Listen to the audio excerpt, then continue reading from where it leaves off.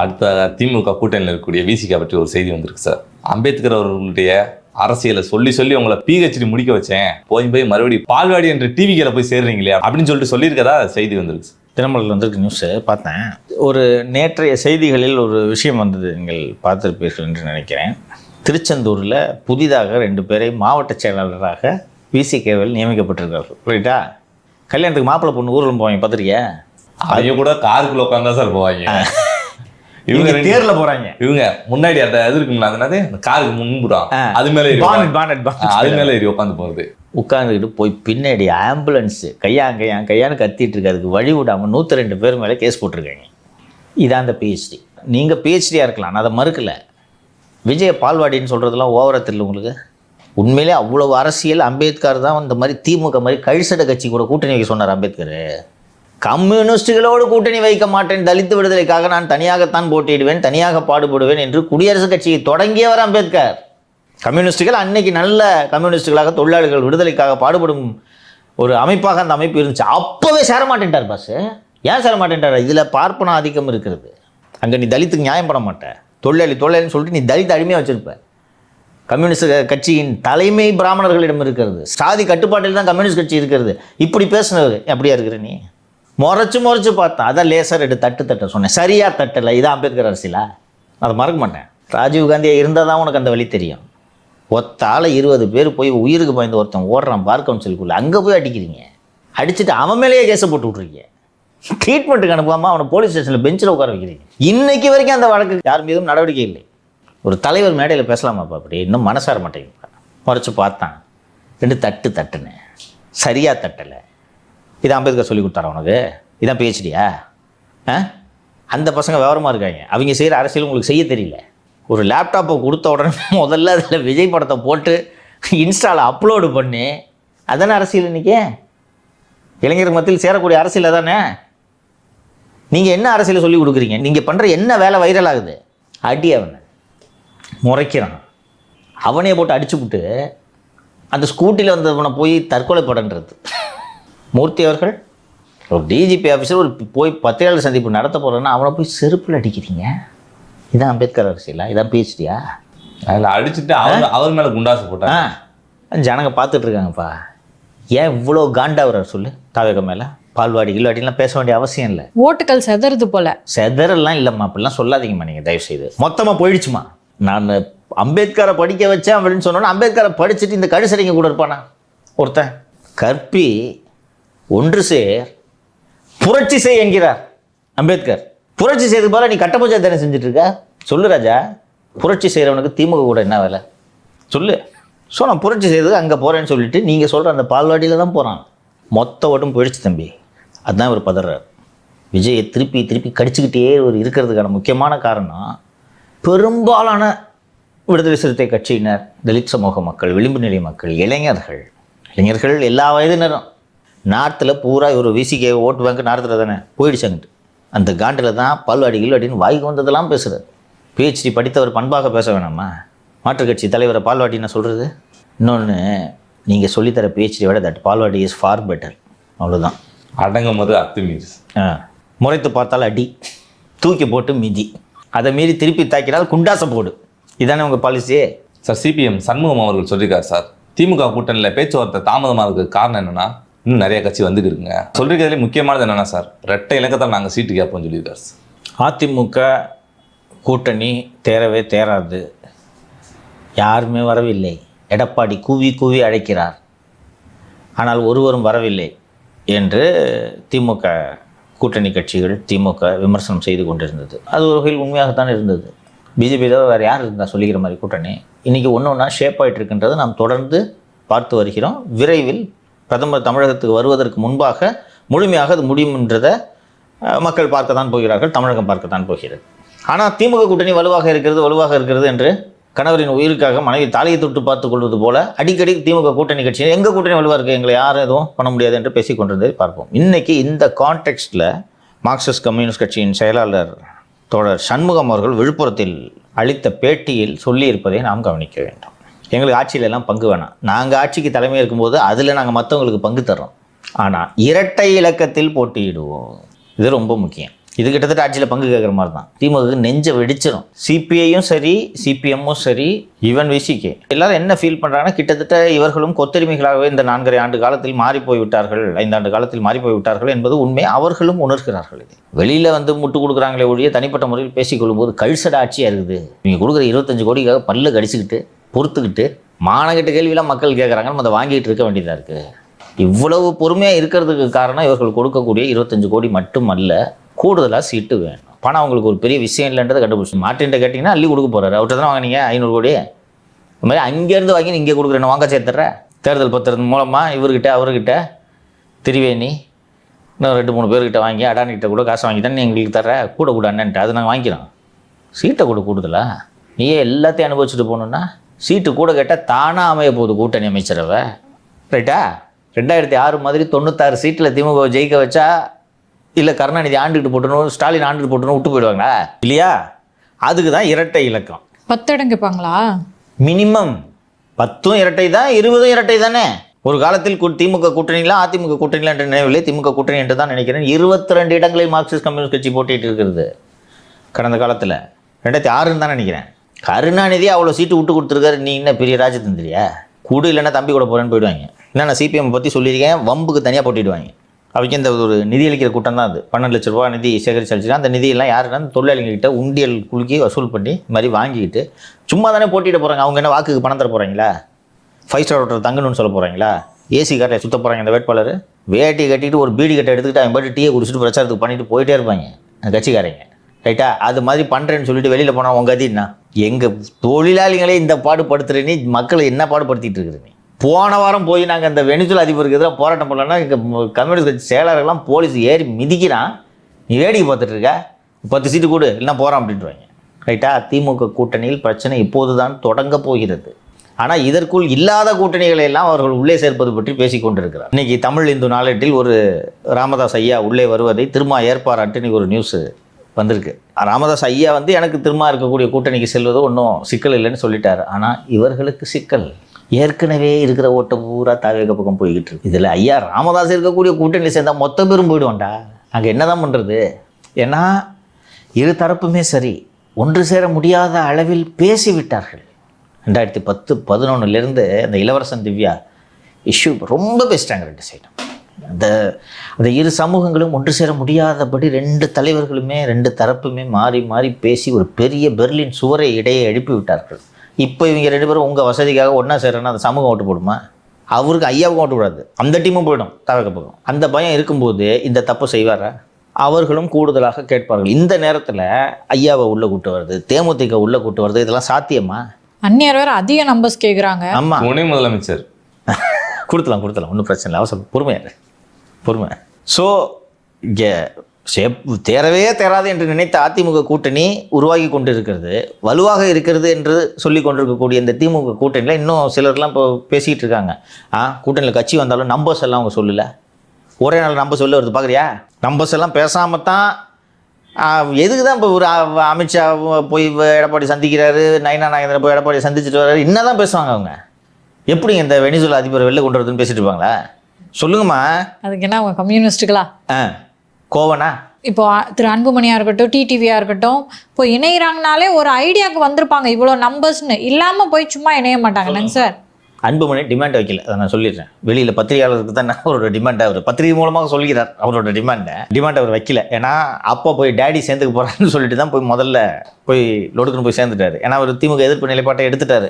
இன்னொன்று வந்து அவங்களுக்கு சின்னம் தரமாட்டேன்னு சொல்லிட்டாங்க. ஆமாம், அதனால எல்லாம் போய் இவங்க சொல்கிற பேச்சை கேட்டோன்னா சின்னம் வாங்கி தருவாங்க அப்படின்ற நம்பிக்கையில் என்ன வச்சு குடியா அப்படின்ட்டு போய் சேர்ந்துட்டாரு. அது உண்மைதான்.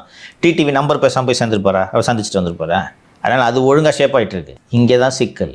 நான் சொன்ன ஞாபகம் இருக்கா? போக போக நெருக்கத்தில் தெரியும் அப்படின்னு. சரி, எப்படி நீங்கள் தான்மா மு.க. ஸ்டாலின் எப்படிம்மா அலாட் பண்ண போகிறீங்க இப்போ சொல்லுங்கம்மா?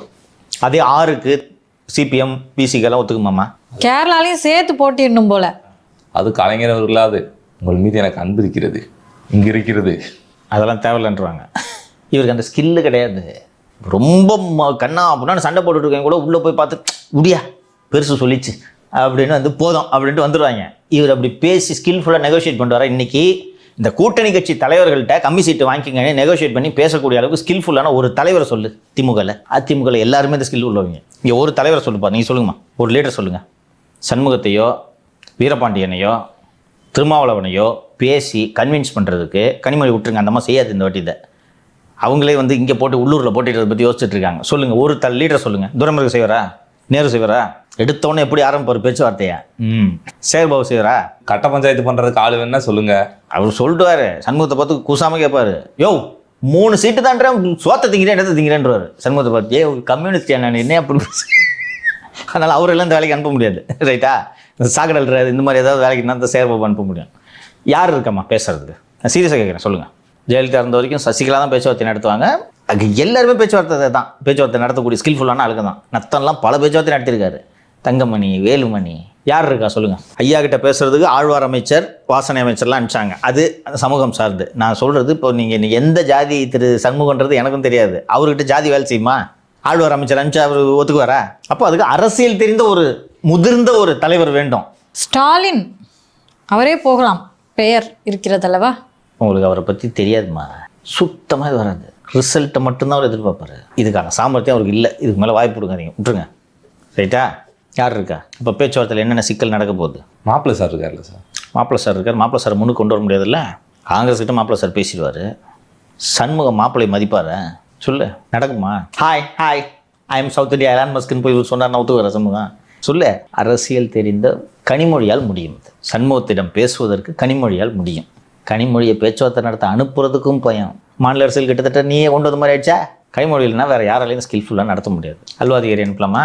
அல்வாதிகாரி சபரீசன்லாம் கிட்டத்தட்ட ஒன்று, பின்னாடி தான் யூஸ் பண்ண முடியும். புரியுதா? சிக்கல் தெரியுதா? சிக்கல் இனிமேல் தான் தொடங்க போகுது அந்த அன்னைக்கு.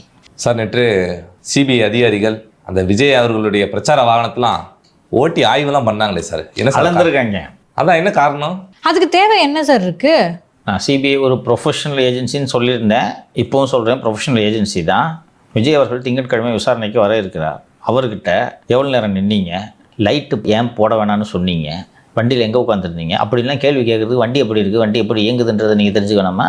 லைட்டு ரிப்பேராக இருக்குன்னு கூட சொல்லியிருக்கலாம். நீங்கள் எங்கே உட்காந்துருந்தீங்க, லைட்டு சுவிட்ச் எங்கே இருந்துச்சு? இந்த பாஸ்கெட் பால் அண்ணங்கிட்ட ஏன் லைட்டை போடலன்னு கேட்கும்போது விஜய் தான் போட வேணான்னு சொன்னாருன்னு சொன்னாங்க. லைட்டு கண்ட்ரோலே வந்து விஜய் கிட்ட தான் இருந்துச்சுட்டு ஆதவ் சொன்னார். லைட்டு கண்ட்ரோல் உங்கள்கிட்ட தான் இருந்துச்சா, நீங்கள் தான் போடாமல் தவிர்த்தீங்களா அப்படின்னு கேட்கலாம்ல. அதுக்கு லைட்டு சுவிட்ச் எங்கே இருக்குன்றது நீங்கள் தெரிஞ்சுக்காமல் எப்படி கேட்பீங்க? தண்ணி பாட்டில் இங்கேருந்து எடுத்து வீசினீங்களே, ஏன் வீசினீர்கள்? அப்போ அந்த இடத்துல ஏதோ ஒரு கரைச்சல் நடந்துச்சு, கசம்சா நடந்துச்சு, தண்ணி வேணும்னு கேட்டாங்க.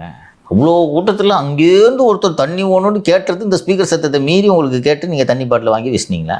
அப்போது உங்கள் வண்டியிலேருந்து இருக்கிற தண்ணி பாட்டில் எடுத்து தான் அந்த கூட்டத்தில், அவ்வளோ கூட்டத்தில் இருக்கிறவங்களுக்கு கொடுக்க வேண்டியது இருந்துச்சு. அப்போ நீங்கள் தண்ணி பாட்டில் ஏற்பாடு பண்ணலை. இதெல்லாம் எப்படி கேள்வி வைப்பீங்க? இதற்கு தான் அளவை. சார், எல்லாரும் சொல்கிறாங்க இந்த சம்மன் அப்படிங்கிறது விட்னஸ் சம்மன் தான், இது ஒன்றும் திரு விஜய் அவர்களை மிகப்பெரிய அளவில் பாதிக்காது அப்படின்னு. விஜய் அவர்களை இது மிகப்பெரிய அளவில் பாதிக்குமா பாதிக்காதா என்பது கூட்டணிக்கு நீங்கள் தெரிவிக்கும் பதிலை பொறுத்து தானே அமையும். பாதிக்கலைன்னா பாதிக்க வைப்பான். ஏன்பா அதுதான் கோழி கழுத்து மாதிரி இருக்கு, அதுக்குள்ளே ஏன்பா போய் நீ கூட்டம் போட்டேன்னு இப்படி திருப்பினா முடிஞ்சு போச்சு. அந்த கோழி கழுத்தில் யார் அனுமதி கொடுத்ததுன்னு அன்னைக்கு கேட்டாங்க அந்த எம்பி. ஏன்பா அதுவே கோழி கழுத்து மாதிரி இருக்குது, அதுக்குள்ளே போய் கூட்டத்தை நீ ஏன்பா வச்சேன்னு கேட்டு இப்படி திருப்பி கேட்டால் முடிஞ்சிச்சா? இதுதான் விட்னஸ் சம்மன் அக்யூஸ் சம்மனுக்கான வேறுபாடு. அதனால் பெரிய சட்டம் தெரிஞ்ச மாதிரி பேசினுக்காதீங்க, புரியுதா? எப்படி வேண்டுமானாலும் மாற்ற முடியுமா முடியாதா? ஜோக்ஸ் அப்பா ஆர்ட். இன்னொன்று, நீங்கள் விட்னஸ்ன்னு சொல்லிட்டீங்க, இதுக்கப்புறம் எப்படி நான் அக்யூஸ்டாக மாற்ற முடியும், நான் கேட்க முடியும்? அப்படி இப்படி கேட்க முடியும்? நான் இப்போ மாற்றிக்கிட்டேன். யூ சி, ஜோக்ஸ் அப்பா ஆர்ட். அன்னைக்கு திமுக அரசு திரு விஜய் அவர்கள் மீது கொலைப்பழி சுமத்த முயன்றது என்ற காரணத்திற்காகத்தான் எடப்பாடி பழனிசாமி, நாம், பிஜேபி ஆகிய அத்தனை பேரும் இந்த நேரத்தில் விஜய் அவர்களுக்கு துணையாக நிற்க வேண்டும், அவர் கொலைகாரர் அல்ல என்ற நிலைப்பாட்டை நாம் உறுதியாக எடுத்து அதை எதிர்த்தோம். அந்த அடிப்படையில் தான் திரு பழனிசாமி கரூரில் சம்பவம் நடந்த மறுநாள் காலையில் பத்திரிகையாளர்களை சந்தித்து திமுக அரசோட குறைபாடு இது, காவல்துறையின் குறைபாடு என்று பேட்டியளித்தார். ரைட்டா? ப்ராக்டிக்கலாக பேசுவோம். நிகழ்ச்சிக்கு எத்தனை மணிலேருந்து எத்தனை மணிக்கு அனுமதி கொடுத்துருந்தாங்க? மாலை 3 மணிலேருந்து 7 மணி வரைக்கும் சார். ரைட்டு. 3 மணிக்கு காவல்துறை அனுமதி கொடுத்துருக்கு. நிகழ்ச்சிக்கு வர்றவங்களை வந்து கூடுங்கள் என்று நீங்கள் எத்தனை மணிக்கு வர சொல்ல வேண்டும்? 3 மணிக்கு. 12 மணிக்கு அந்த இடத்திற்கு விஜய் வருகிறார் என்று தாவேக சார்பாக அஃபிஷியலாக அனௌன்ஸ்மெண்ட் வருவதன் பொருள் என்ன? அதை யார் சார் அனௌன்ஸ் பண்ணது? தாவேக அஃபிஷியல் ஹேண்டில் வந்திருக்கு, பேப்பரில் விளம்பரம் வந்திருக்கு. இதை காவல்துறை எடுத்து கொடுத்துட்டாங்க. அங்கே கரூர் எஸ்பி ஜோஸ் தங்க எடுத்து கொடுத்துட்டாரு. நான் மட்டும் ஜெயிலுக்கு போகிறேன், தாங்க இவனையும் பிடிக்கும் அப்படின்ட்டு ஊற்றி கொடுத்துட்டாரு. எதுக்கு 12 மணி போட்டிங்க?